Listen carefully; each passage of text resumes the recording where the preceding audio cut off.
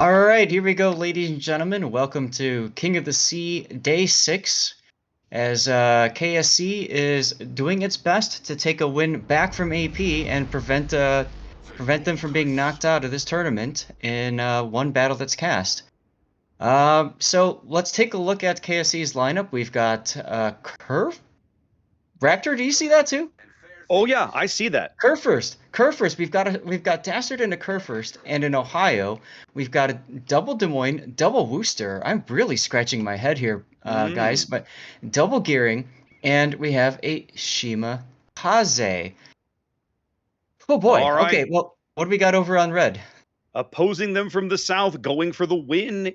Game point here is AP. They are fielding Conqueror Yamato, Salem already double Moskva, Vampire Deuce, Ragnar, and Polski in a Yu Yang. Now, I realize that if you're watching this on the official cast, you probably missed game one. You didn't see game one, but trust me, Zath and I got to see most of game one. And Polski is running a radar Yu Yang. Mm-hmm. AP seems to have been kind of employing this as a bit of an anti Ragnar, for lack of a better way to put it. Yeah. Well, and I mean, it can work in that fashion. Of course, it's got the deep water torpedoes, which is good against cruisers. Although, as Askans was mentioning earlier, we seem to be switching the meta in preference of more destroyers.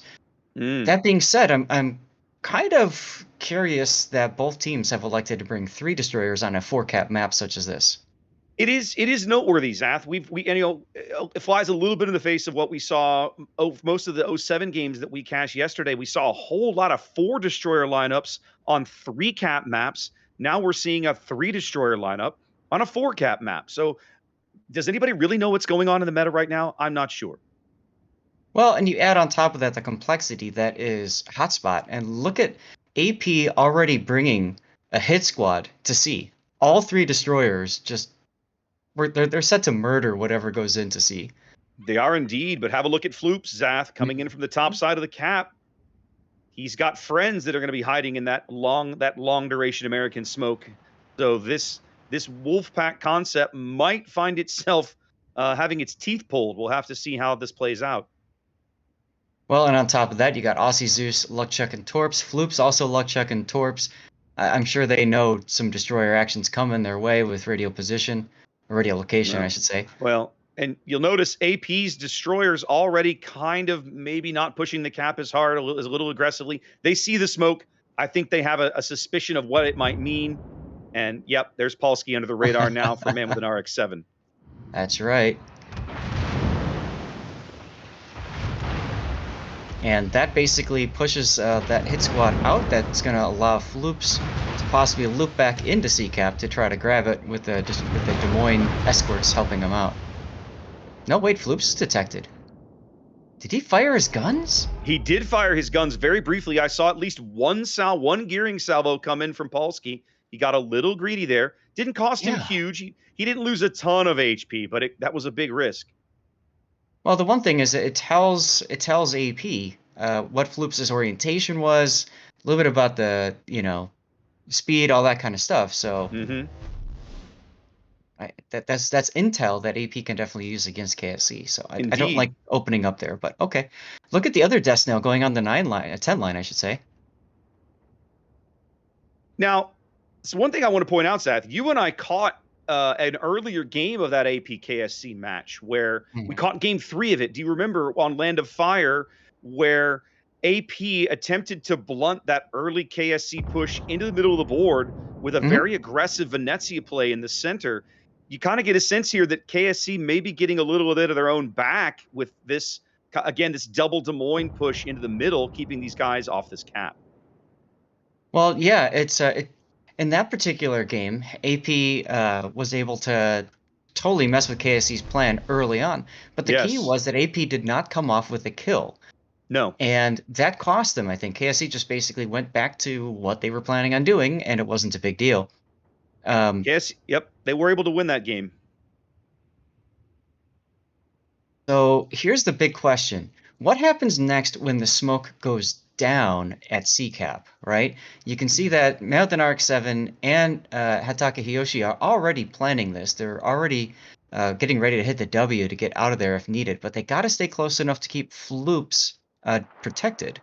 Well, they are both lit. Obviously, it looks like, so yep, detected on the surface by either Polsky or Akike, I think is how you'd say that. Something like that. Sure. Here comes some Conqueror AP from Catigrade.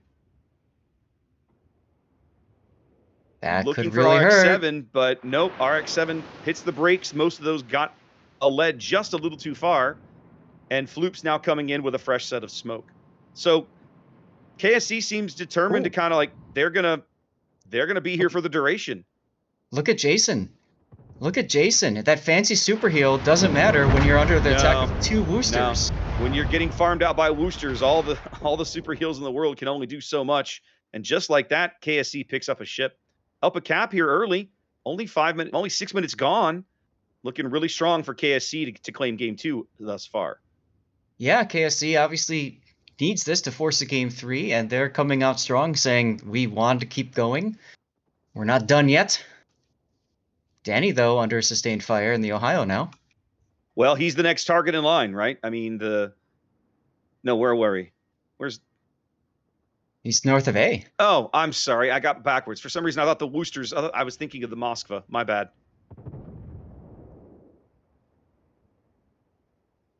It's all good. But that's going to allow, and you can already see the gearing and the double Wooster over on the 910 line coming into mid now. They're not going to bother chasing the Moskva. That could prove to be a fatal mistake, or could work in their favor. We'll have to see in about 10 minutes. No, I don't think there's a lot of need for them to chase that guy right now. They've got a lead, right? They've got a 160-point lead. They're pushing Dastard. I mean, Dastard's Kerfurst is going to cap D basically by himself. Mm-hmm. AP seems like their play seems to be about a push kind of up the 1, 2, 3 line over here to break into A. That's why there's all this focus fire going in on Danny. They know they've got to get him off the board in order for that push to be successful. Right. Well, the reason I'm go ahead. The reason I made that comment about the gearing and Woosters heading into decap now is because that there's nothing now to stop the Moskva that's kiting away to just turn back around and head north along the 10 line and get in their backfield. Sure, so, he can.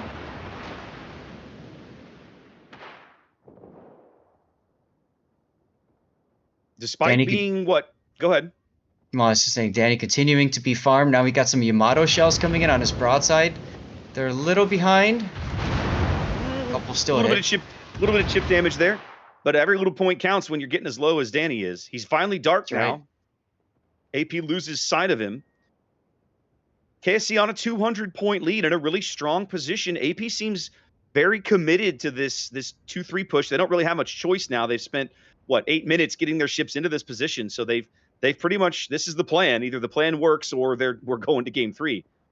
Right. Now, one thing I want to comment on, too, is both Hatake Yoshi and Man with an RX-7's Des Moines purposely getting themselves detected to throw off AP, to get them to shoot at them instead of Danny. That's huge. That's allowing Danny to have some time to just flee and try to lick his wounds. Of course, that Ohio's got quick reload repair party. Well, the other thing you're seeing them alternating that, Zath. Hatake went dark. I know Woshi's about to take some Shimakaze torpedoes. Yeah. One right in the bow after he took a double fire a minute ago. But Des Moines went dark right as Man with an RX-7 began opening fire. So they had obviously sort of planned that little change. And now both Des Moines throwing shells downrange at Woshi, trying to get him off the board. Mm-hmm. Woshi, is he flooding? He is flooding. He is flooding. He took a bow flood from that Shimakaze torp. He'd taken a double fire from the Des Moines HE that he repaired, and then now the flood is stuck for now. That's right. Even Aussie Zeus getting in on this with his guns. There goes Danny Loves' Ohio. What do you know? The Conqueror killed it. I'm shocked. AP does claim a big kill here, though. They needed those points to buy them some time. We're not quite halfway through with the game. Coming up on the 10-minute mark. AP finally into A. And they had ducked Polsky's Yu Yang into C, but the Wooster Pain Train is right there ready for him. He's got to be in a very uncomfortable position. Oh, I can see all those shells coming in on now. Of course, there are some deep waters coming for I Am Coop's Wooster right now. Those are all going to fall astern. Coop should be fine. Yeah. And there goes Woshi's Henri. Yep, big kill for KSC. It has cost them a lot of HP for, though. Hitake's Des Moines getting quite low. Clustered behind an island, hidden in smoke over here, way up on the top of the 4-5 line. Now, Hitake is detected, even though he's in the smoke right now. I wonder how. Does somebody have their radar up? Must be Euro. Yes. Euro's Moskva radar, perhaps? Yes. His Okay. radar is up right now. But They're trying not much can... They're trying to arc over the island, but not much can hit him except for that Vampire Deuce. The Vampire is finally able to get some shells over the island, but pretty much nobody else can. There's enough hard cover there. What I'm wondering is when... all of AP's ships are on the 1, 2, or 4 line, basically, with the lone exception of Shishiro's Moskva, which didn't come back up the 10 line, Zath. They've moved him to the middle of the board because Dastard's Kerfurst is continuing to lurk in the backfield over just now leaving the decap. And that's very smart for KSC to keep Dastard there. You have to hold that Moskva in check should that Moskva have turned around gone up the 10 line. So I do like that play. Yeah, they're basically using him to just kind of make sure the back door stays closed. That's right. KSC trading really well. Technically, they're down a little on HP, but it feels like they've kept some ships on the board that maybe AP should have gotten. And Aussie's Shimakaze is just continuing to wreak havoc over here with his position way up in the corner of the map. In fact, I think they've finally decided, they're sending the Vampire and Quincy's Ragnar to run him down as Aussie now opens up with his guns on Caddy's Conqueror. Yeah, I wonder why they did HP. But yeah, so as you were talking about the relatively even matchup in terms of ships and health, the one big thing, of course, I think is board position. KSC definitely has a stronger board position right now. Absolutely. With their Snail in the C cap. Now I'm saying that as more deep water torpedoes are coming right for Coop. And Euro's Moskva is not going to be able to duck away from these 20-kilometer Shimakaze torps that weren't even meant for him. He's going to take one in the bow.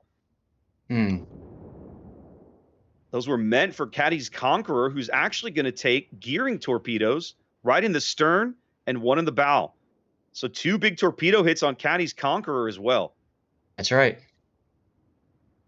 KSC's doing great work. Go ahead. Caddy's flooding, by the way. That's going to force him to back off quite a bit. KSC doing great work with their destroyers. Aussie now trapped up against the top of the map. Nowhere to run, nowhere to hide. Caddy's going to go down. He's going to flood out. There he goes. They do flood out the Conqueror as the Vampire Deuce and the Ragnar are going to double team Aussie's Shimakaze here, but it's not. I mean, Aussie's had a very impactful game from this position. I mean, Aussie's just happy seeing those 2 guys shooting at him, chasing him, because that takes 2 destroyer players out of the game. Yeah, look how far out of position they are. His team is over 800 points. He's fine with that trade. Shadow, though, really low in the Worcester. He got himself detected somehow. Must have been radar from Euro. Yep, there he goes. And there he goes.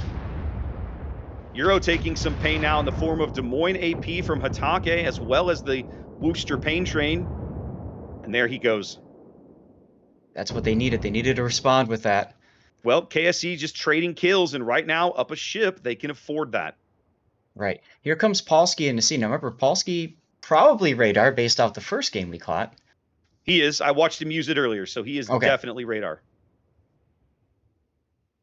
He's putting this island in between him and the Worcester as he puts his deep waters out for Dastard. Kind of a Hail Mary there, but it would be... Yep, he's got his radar up now. Serpent Lord spotted now for KSC. Who do they have that can shoot at him? The Yamato? The Yamato, Shishiro. That's really about it. Yeah. That's really about it, right? The Vampire and the Ragnar are so far out of position, it's going to take them at least 90 seconds to get back into where they're relevant, and lots can happen in 90 seconds. Speaking of 90 seconds, take a look at that Yamato. Christo saying, I don't want any of this, turning broadside to a whole bunch of gearing torpedoes. He's going to regret that particular maneuvering decision here in just a moment. He's got a Kerfurst salvo coming in. Doesn't do very much, but he's going to take about three of these gearing torps, 2 on the belt and 1 in the stern. That's a pretty solid hit. Forces the DCP, so another couple fires and he's gone. Oh wait, there's more torpedoes coming. What do you know? Indeed. He's kind of pinned between the two gearings here. I think the northern set is what's going to do him in, Zath. Oh, absolutely. He's going to take 2 more there. Yep. Let's take a look at the other fight that's going on. That's the 2 destroyers that finally caught up with the Death Snail.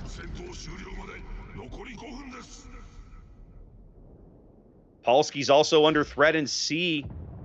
Looking really strong for AP here, Zath. They're up over 900. Sorry, KSC. They're up over 900 points. There goes Hatake.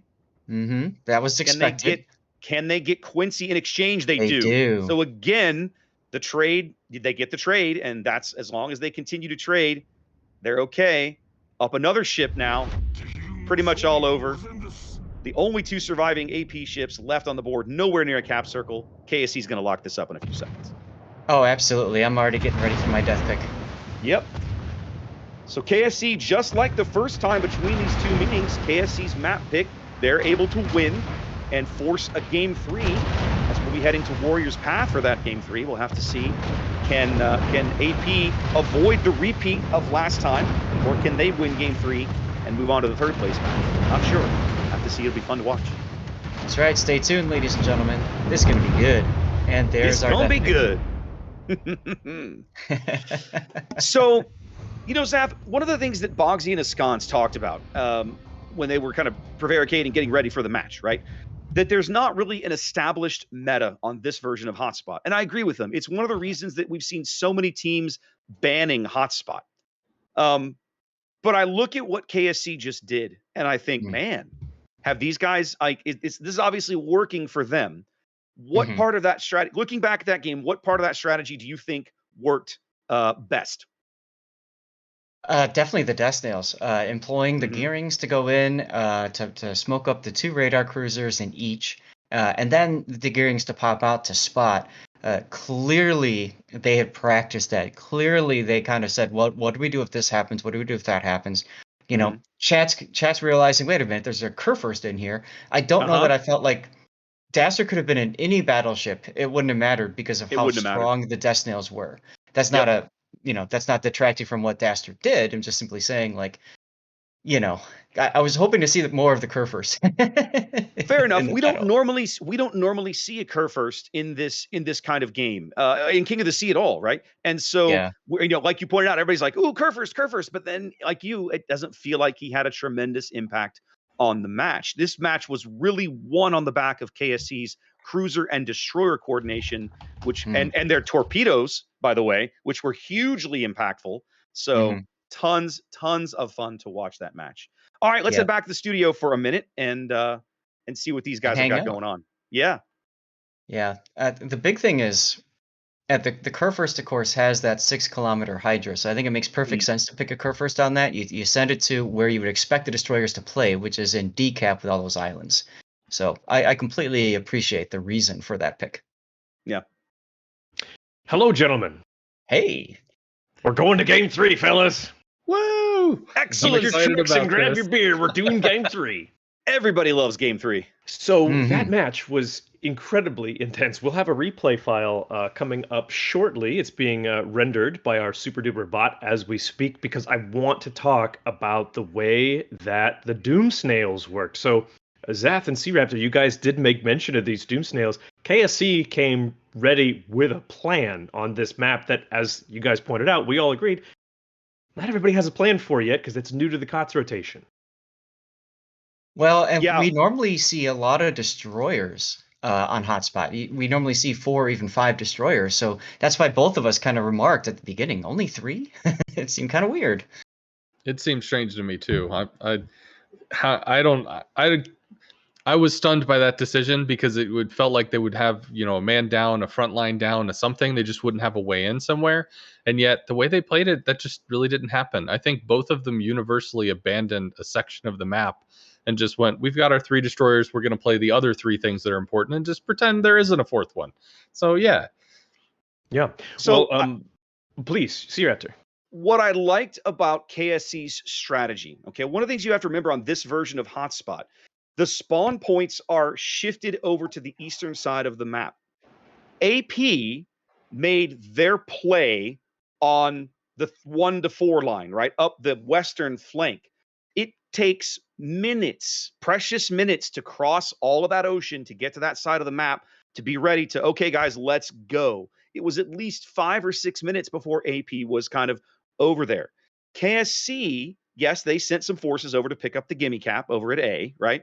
But they made their early play right on top of their spawn zones, right there in the middle of the board, right there on the D cap. And they didn't go right into D. They secured the backside of D. They went down the 9-10 line, cleaned that out. Then they capped D while they made a play for the middle of the board. And so at that point, what you have, you've got this beautiful kind of diagonal line across the map that's owned by KSC.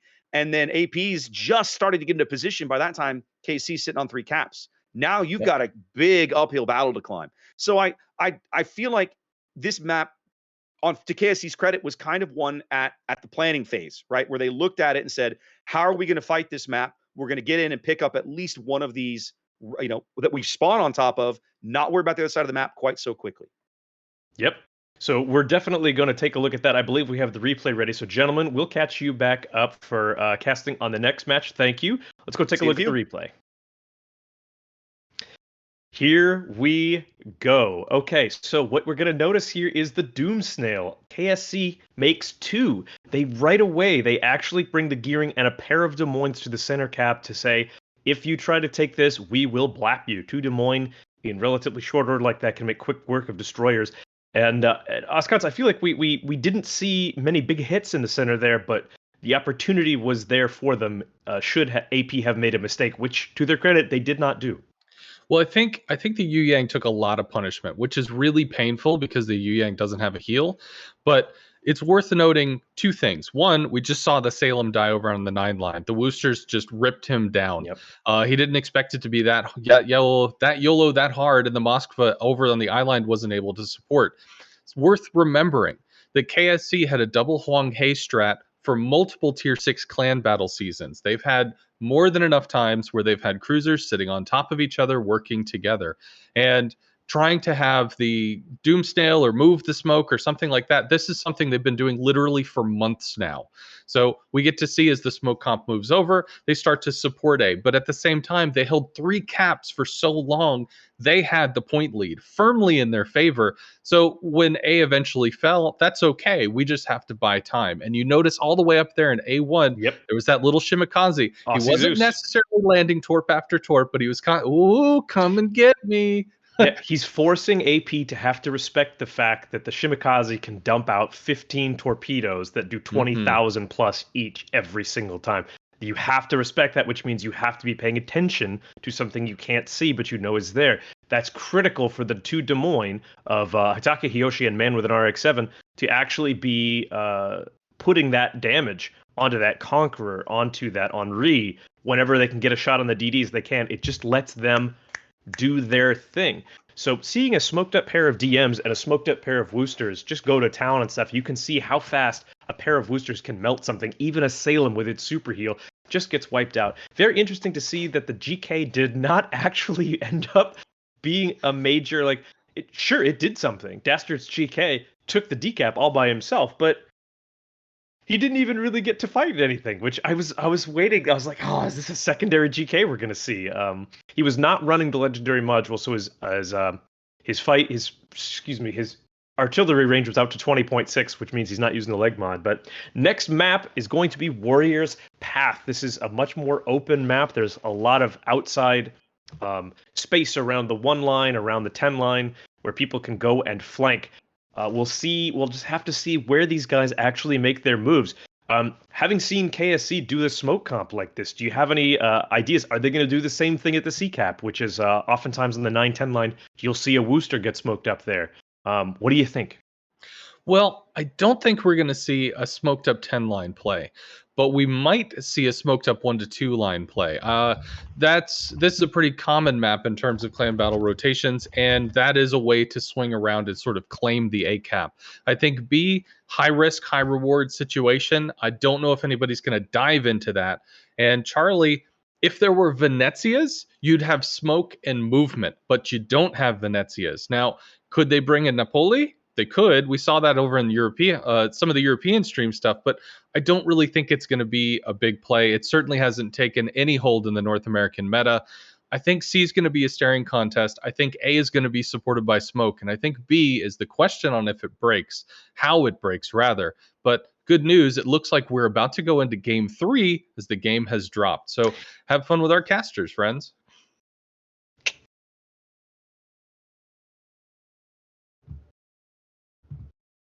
All right, ladies and gentlemen, let's bring you. Well, okay, there we go.